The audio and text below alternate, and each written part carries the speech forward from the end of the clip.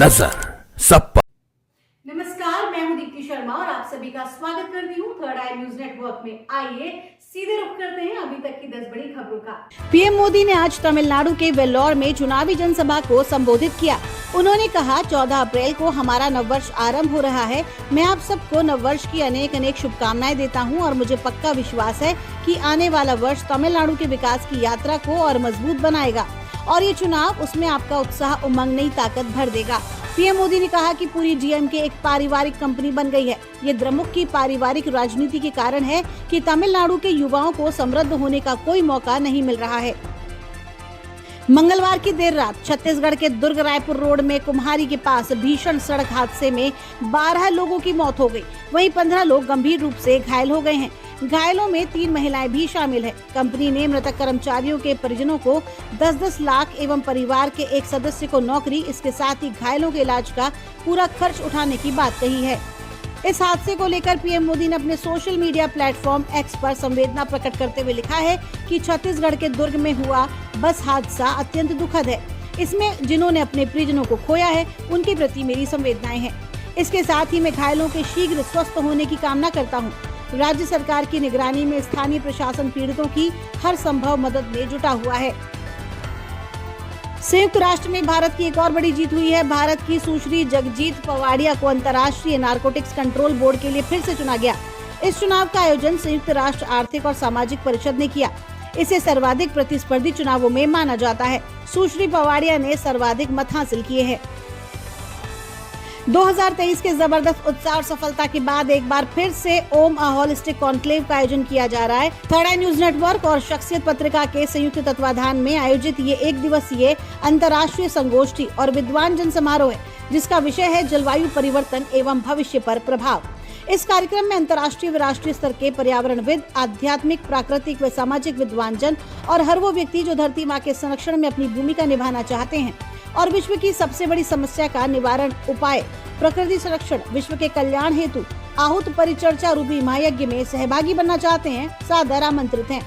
आयोजन में सहभागिता हेतु नीचे दिए नंबरों पर संपर्क करें। बीजेपी के अभेद किले के रूप में जानी जाने वाली जयपुर शहर लोकसभा सीट पर जीत के लिए कांग्रेस नई जातिगत रणनीति अपना रही है। पिछले 2 लोकसभा चुनाव में रिकॉर्ड तोड़ हार के बाद कांग्रेस ने इस सीट पर प्रताप सिंह खाचरियावास को उतारा है। कांग्रेस को उम्मीद है कि इस बार वो जयपुर में पहले से बेहतर परफॉर्म करेंगे। पार्टी ने इसी उम्मीद से जयपुर में सोनिया गांधी, प्रियंका गांधी, मल्लिकार्जुन खड़गे स्टारर जनसभा की। इसमें अशोक गहलोत, सचिन पायलट और गोविंद सिंह डोटासरा ने भी दमखम दिखाया। खुद कांग्रेस उम्मीदवार सुबह सुबह लोगों से पार्कों में मुलाकातें कर रहे हैं। वे हारे का सहारा, श्याम बाबा हमारा का नारा लगाकर लोगों की सहानुभूति हासिल करने का प्रयास कर रहे हैं।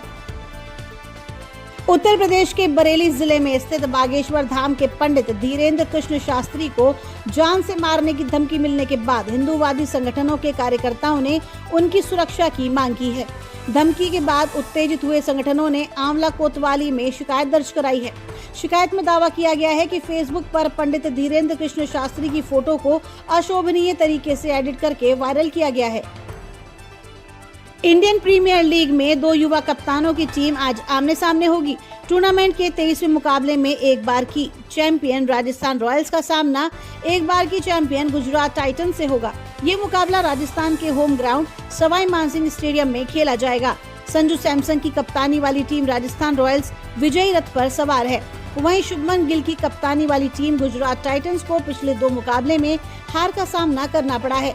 इसीलिए दोनों टीमों के लिए ये मुकाबला काफी महत्वपूर्ण है। राजस्थान का अपने घर में पलड़ा काफी मजबूत है। टीम ने मौजूदा सीजन में अपने घर पर 3 मैच खेले हैं और सभी मुकाबलों में जीत हासिल की है। लद्दाख के पास चीनी हॉटन एयरबेस का दूसरा रनवे भी एक्टिवेट। J-20 स्टील्थ उतार कर दिखाई थी ताकत। लद्दाख की सीमा के पास चीन ने अपनी आक्रामकता को काफी ज्यादा बढ़ा दिया है और ताज़ा रिपोर्ट के मुताबिक चीन ने हाल ही में भारत के पूर्वी लद्दाख क्षेत्र के पास स्थित हॉटन एयरबेस पर अपना दूसरा रनवे सक्रिय कर दिया है। प्रसिद्ध ओशन विश्लेषक जेमियन साइमन ने 8 अप्रैल को एयरबेस की सैटेलाइट तस्वीरें जारी की, जिसमें दिखाया गया कि दूसरा रनवे चालू हो चुका है। उन्होंने रेखांकित करते हुए कहा कि इस एयरबेस में ऑपरेशन पावर और प्रभावकारिता को बढ़ावा देने के मकसद से बुनियादी ढांचे में सुधार किया गया है। कभी ना डूब सकने वाले पोत के रूप में प्रचारित किए गए टाइटैनिक जहाज का 10 अप्रैल से गहरा नाता है।